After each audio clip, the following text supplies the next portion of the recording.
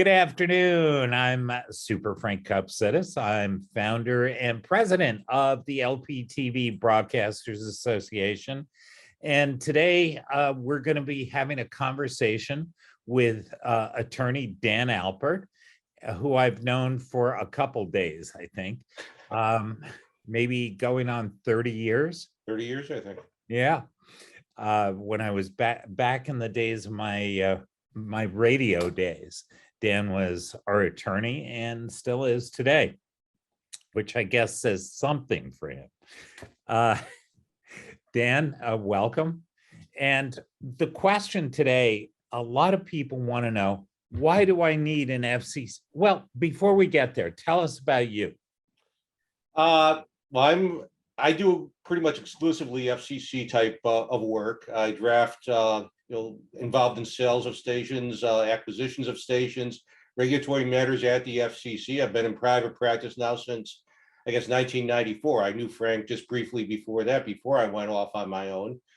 And I represent a broad variety of clients, largely radio, a lot of low power TV these days, not too much in the way of full power TV. But AM and FM stations and the low power TV stations really take up the bulk of my time. Well, there's actually quite a bit of difference between low power and full power TV. Absolutely. In the way the worlds work. Yeah, really what it boils down to is there's a lot of, there's more similarity between Class A low power TV stations and full power stations, insofar as that they have the same regulatory requirements, such as children's programming reports and things like that. But on the other hand, though, there is a broad difference between low power TV, I'd say, and AM, FM, and full power stations, insofar as that they have, a very much a different set of regulatory constraints. But there are a lot of basic principles which really apply to everybody, and I'm finding more and more that people are basically falling short of certain basic requirements at the FCC. So therefore, I've thought about this a lot, and I've thought about a lot of things that basically a lot of licensees are just doing wrong, which is causing a lot in the way of fines and forfeitures. Right. So why does somebody need an FCC attorney? Well, if you mean an FCC attorney as opposed to just a regular local attorney that might be down the street that you've dealt with many years in the past, it's a specialized area. It's a regulated industry, and a lot of people don't think of it as a regulated industry in many respects. If you own a Dairy Queen in a local area, you're allowed to sell and buy your Dairy Queen on a routine basis. You don't have to do the same sort of report to a government agency. You don't have requirements except for our local requirements about how large your parking lot is, how large your building is, and various things like that. On the other hand, though, on the FCC level, there are requirements concerning ownership. They do require that you be a U.S. citizen. They do require that you don't have felonies and that sort of thing. They do require prior FCC approval before you get an FCC license, or if you change control of an FCC license.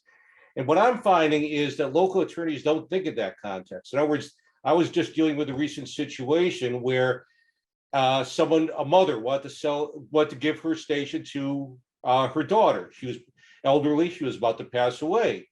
And the attorney just wrote up a document saying, okay, here, I'm transferring the station to you. Just sign this document and you're the owner now. Well, now 3 years later, she happened to contact me, in fact, through you.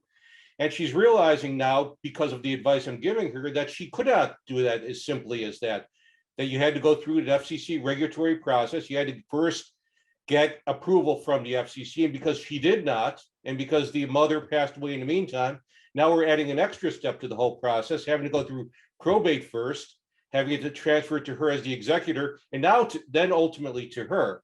That could have all been avoided had the FCC attorney been involved early on, or had the local attorney been more involved with the rules. Same thing with certain things about moving stations. Sometimes people don't think in terms of, I've got to get FCC approval before I move the station.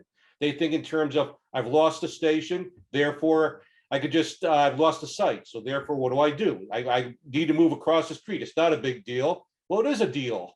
Insofar as you have to get FCC approval first. A local attorney might only be concerned about getting a new lease and say, go ahead, I've got the lease, go ahead and move. And they don't realize that there's extra steps involved because the FCC is involved. Things like that. So knowing you, I'm sure you have a list somewhere of the top things people need to realize why they need an FCC attorney. Well, there are certain basic principles that I think, yeah, I do have a list, and I have actually been developing the list over the last several weeks. And there are basic things which people don't realize they've got to do, which in many times, not necessarily always, but many times does involve the involvement of an FCC attorney. So for example, let's say you have a 3-person corporation and 67% of the new stockholders over the course of time have changed because people pass away, new people want to get in and sell out, and old people want to get rid of their investment. If a corporation is changing hands and you bring in a new stockholder, sometimes you have to notify the FCC immediately. You have to get approval. For any of those things, you need an FCC attorney, generally speaking. When a principal passes away, for example, the example I gave you a few minutes ago of a mother passing away who might be the sole owner of a station. She passes away suddenly, and some people are thinking obviously of other things, obviously burial considerations and things like that. But at the same time, you got to keep your eye on the ball, and the FCC has to be notified. So the executor has to take over control of the station, but the FCC has to be notified. A lot of times local attorneys and local people and owners do not realize that. When you want to sell a station, you can't just simply sell it. It needs FCC approval first. When you want to change facilities like power, location, and that sort of thing, you can't just do it. You have to have FCC approval first, and a lot of times attorneys have to be involved. When you build out those facilities, another situation I was involved in recently was where they had a CP, they built it out 3 years ago, but the local engineer and of course the local attorney had no idea that you had to file a license to cover. So here I am, I suddenly get involved after the FCC notices it, and we're filing a license to cover 3 years late, and they're fining us $6,500. Wow. An FCC attorney, having been involved earlier on, would have eliminated that possibly from happening. $6,500. $6,500. How much do the fines usually run for? It all depends. They said, in this case, they said that normally it would have been $3,500, but because it was 3 years of unauthorized operation without the license to cover being filed first, they raised it to $6,500. Wow. So when you change the licensee's mailing address, the FCC keeps records of how to mail things out. Just recently, a client of mine was getting a forfeiture notice from the FCC. The FCC tried sending it out twice. They didn't have a current address. So a simple thing like that, you don't need to get prior approval to change your mailing address, but you need to notify the FCC, and an attorney can help you with that. If you go silent, a lot of times, you have equipment malfunctions. People are more worried about getting their station repaired than necessarily obeying the FCC's rules. So the rules are, if you go silent for 10 days, you need to notify the FCC. That's something which the attorney could do. When you go silent for more than 30 days, you need FCC actual approval to be silent for more than 30 days. There again, I was involved in a situation recently where a client did not file on a timely basis the fact that they were silent. They filed maybe 4 months late, and it was because the FCC wasn't notified of that. They didn't know to file with the FCC for the client. And now there's some risk of a forfeiture there. So you have to notify the FCC of being silent for more than 30 days. A lot of people forget that.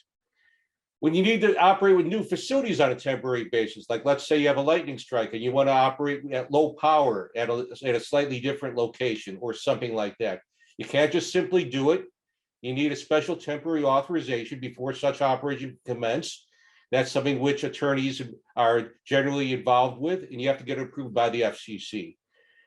And then finally, when you want to, let's say you have a station and you want to put the majority of programming in the hands of somebody else. So let's say you don't want to run the station yourself, but you want to broker time on the station, get some income by basically not literally leasing out the station because you have to maintain control over a station, but you're going to basically enter something that would be technically called a time brokerage agreement or a local marketing agreement. That needs to be in writing, and an attorney definitely has to be involved in writing that. And I can't believe that a local attorney would be able to do that, because there's basically a lot of FCC requirements that are involved in a document like that. Including the new foreign. Exactly.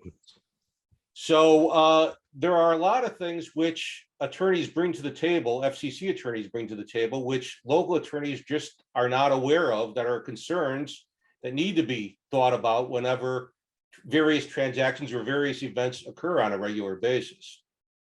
So basically, you should think of an FCC attorney as a specialist, like you'd go to an internal medicine doctor for your general checkup, but you wouldn't go to a brain surgeon if you need heart work.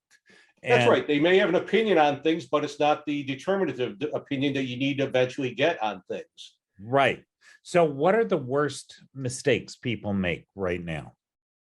I'd say that the most common mistakes are situations where people are not realizing they have to notify the FCC when they're silent, or engaging in premature transfers of control of various natures, where they don't realize that what otherwise would be a commonplace transaction in the business world involving bringing in a new partner or various things like that, they don't notify the FCC or ask for prior approval for those things. They put themselves at real risk of engaging in a premature transfer of control. The other major thing I'd say is where people try to fix their own, let's say, coverage problems or things like that. So let's say, especially in FM translators, I see this a lot, but I could see this happening a lot with LPTV stations too. They go on the air at a given location and they're not satisfied with their coverage, or they're getting some interference from another station. So I figure, oh, I'll just crank up the power a little bit. What's the big deal? They're probably operating illegally anyway, so now I'll raise my power to compensate for that, or various things like that. You can't do it. There are situations where you might be able to improve your coverage, but operating in an illegal power is a big no-no at the FCC, and you can get caught and you can get fined and various things like that. So, and then there's commonplace things which occur on a regular basis where you file your ownership report late. You might, the FCC has gotten a little bit more lenient on that insofar as they're sending out reminders and you're giving people 30 extra days to do it. But if you're late, it could cause problems. Annual regulatory fees are a problem. That's automatically a 25% increased penalty if you're late on those sorts of things. And a lot of times people are not keeping track of those kinds of deadline dates. And then for Class A stations, exclusively in this arena here would be issues programs lists on a quarterly basis, or your annual children's programming reports or things like that. Those are very important to the FCC. So listening to you, if I were a person who didn't do something, one of the things you said, I'd be scared right now about what do I do? So the worst thing you can do, from what I hear from you, is just sit on the problem. I'd say that's correct. You have to get ahead of it at the very least, take steps to correct it immediately.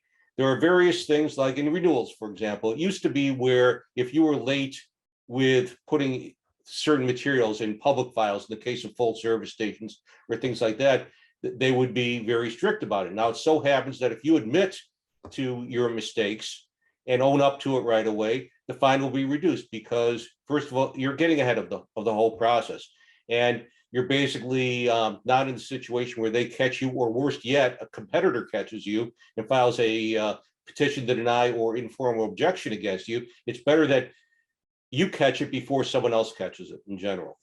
So the FCC can sound like the big bad wolf, ready to get you and suck blood out of you. But I have found that they're actually very cooperative and willing to work with you. So the idea that people have that it is the big bad wolf is really unfounded.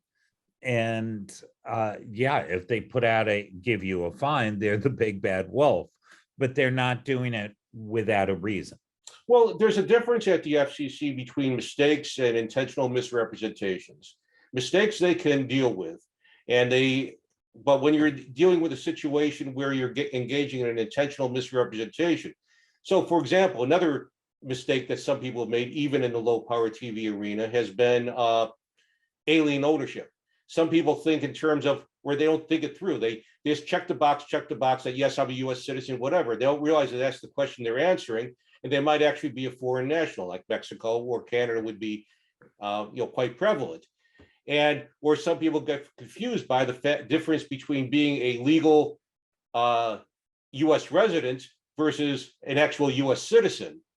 So if you're engaging in an intentional misrepresentation where someone else then catches you later on, that could look very bad, because either you are or you aren't, but you have to read the forms, understand the forms, and do it. But if you realize that maybe you have an owner that's, let's say, a 33% owner, and they're only allowed to be a 20% owner, you take care of it. You reduce their ownership, you explain it to them, or you put them in a non-voting situation, or various things like that. But if you let it continue, let it fester, lie to the FCC on an ongoing basis, that could cause you more problems than you need to get into at any stage. Great.